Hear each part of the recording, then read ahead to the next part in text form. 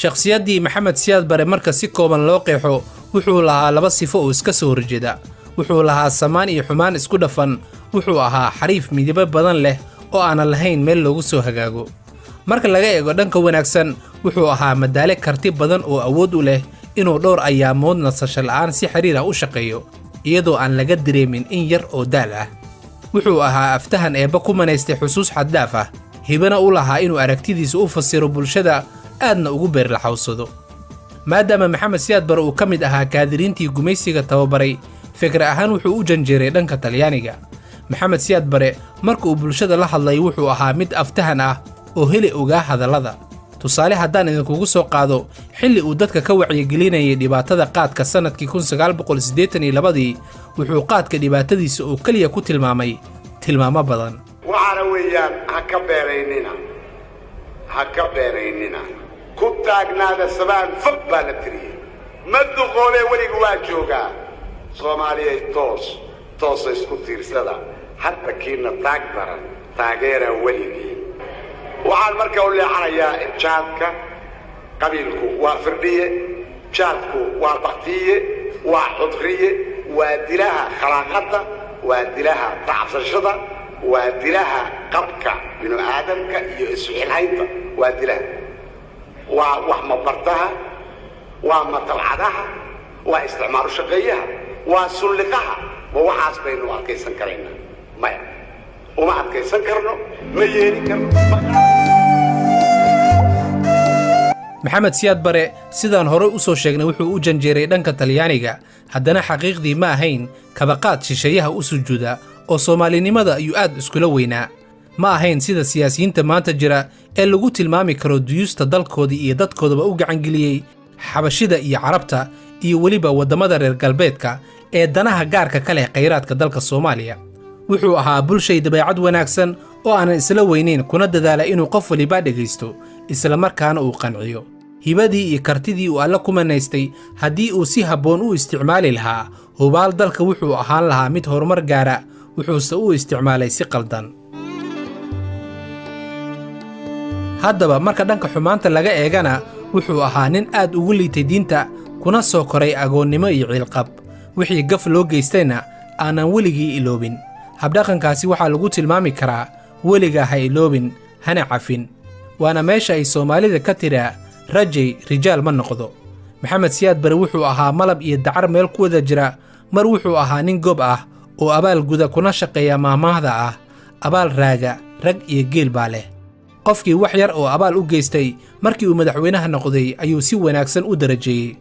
marna wuxuu ahaa uurmariid si foolxun u ficil qaata kuna shaqeeya maahmaahda ah, xasuustaa ma xiriirsho. maxamed siyaad bare 1969kii wuxuu Soomaaliya ka xoreeyey gafanayaal dhiigga ummadda jiqa iyo gumaysi siloon. laakiin ayaandaro waxay dhacday markii uu tagay iyaduusan dalka uusan ka jirin wax nidaam ah.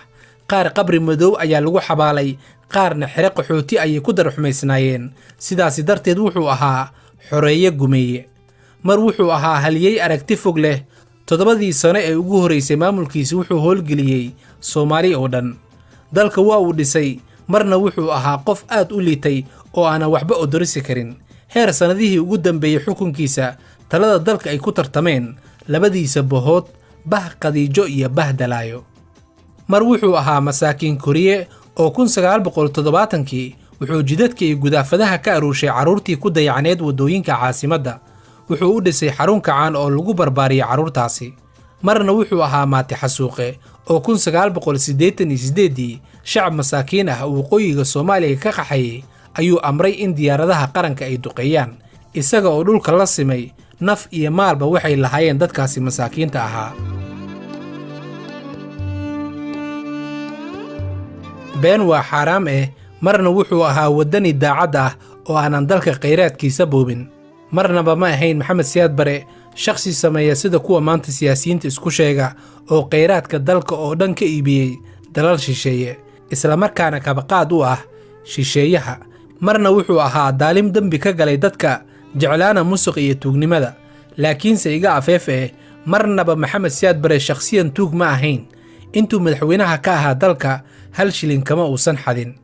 intuusan xukunka qabsan wuxuu caasimadda muqdisho ku lahaa 2 guri ku yeelay xaafadda Waaberi ka soo horjeedka xarunta TB-da wuxuu siiyey ururka haweenka. gurigiisa labaad waa midka ku yaala xaafadda Hodon wuxuu siiyey xoogsatada waxaana laga dhisay guriga shaqaalaha oo aad maanta garanaysaan. wuxuu ahaa nin xukunka aad u jecel oo kursiga iyo waddanka kursiga la weyn yahay. wuxuu kaloo noqday nin qabiilka iyo qaranka qabiilka uu la weyn yahay oo aanan ka fikirin mustaqbalka iyo masiirka ummadaba midna. qarnigii 20aad madaxdii dhigyacabka ahayd ee dunida soo martay markii la tartansiiyey waxaa kaalinta koowaad galay hogaamiyaha dalka Cambodia Pol Pot, midkaasi oo xumaan oo dhan dadkiisa kula kacay. waxaase kaalinta labaad galay Jaale Maxamed Siyaad Bare oo kaalinta labaad ku galay xukun jaceyl iyo xasuuqa dadkiisa.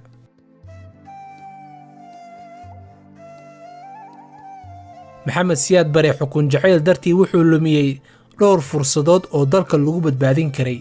waxaase ayaan daro weyn iyo wax laga qoomamay ahayd isagoo 21 sano madaxweyne ka ahaa dalka markii caasimadda laga saaray 26kii bishii koowaad 2 goor ayuu soo jabhadeeyey oo uu damcay inuu dalka qabsado Abriil 1991 iyo Abriil 1992.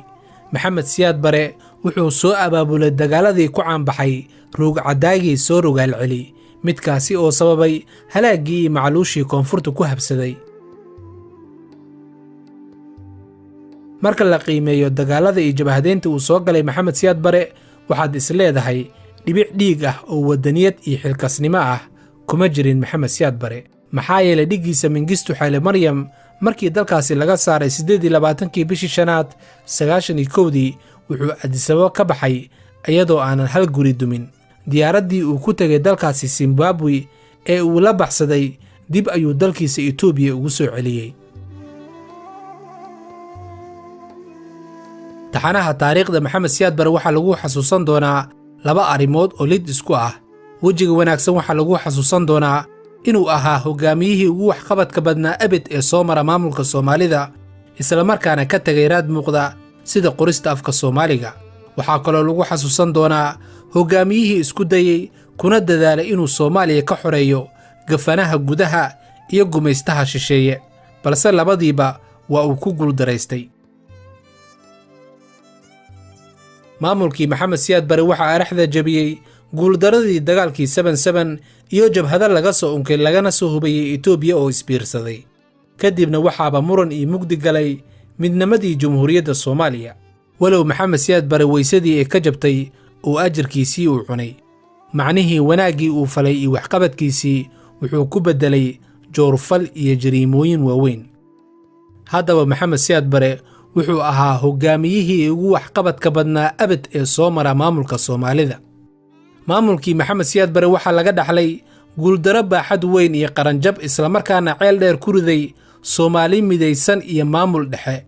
waxaa kaloo lagu xasuusan doonaa hogaamiyihii si rasmi ah u rajatiray halgankii xoreynta gobollada gumaysiga ku hoos jiray iyo himiladii israaca shanta Soomaaliyeed.